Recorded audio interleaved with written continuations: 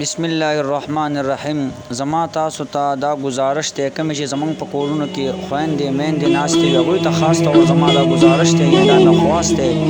چې خپل بچي تاسو کله د باران په ټیم کې د ګڼې ګوڼې په ټیم کې تاسو بهر مه پرېږدئ. دغه ډېر د خطرې او افسوسناک ټیم ځکه وي چې یعنې هغه خو ماشومان دي هغه خو ناپوهه دي.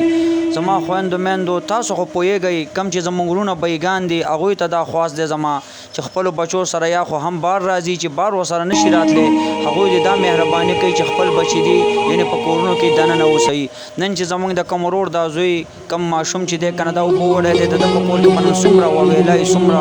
شور به ماتم به جړا به دا د وجې د دې دا د بې فکرۍ او د بې همدردۍ د وجې که کور کې لږه همدردي چا سره وي او دغه منې کړی وي نن به زموږ په کورونو کې دا غم او دا ماتم او دا واویلا نه وي. برای مهرباني وکړئ یو ځل زه بیا تاسو ته گزارش کوم بلکې درخواست تاسو ته کوم چې خپل بچو ډېر خیال ساتئ. دا د په شکال یعنې په اردو کې ورته ساون وایي چې دا د ساون ورځې دي نو برای مهرباني وکړئ چې د خپلو بچو زیات طور خیال ساتئ او الله دې په موږ ټولو باندې رحم وکړي او الله دې په چا باندې راغلي الله دې په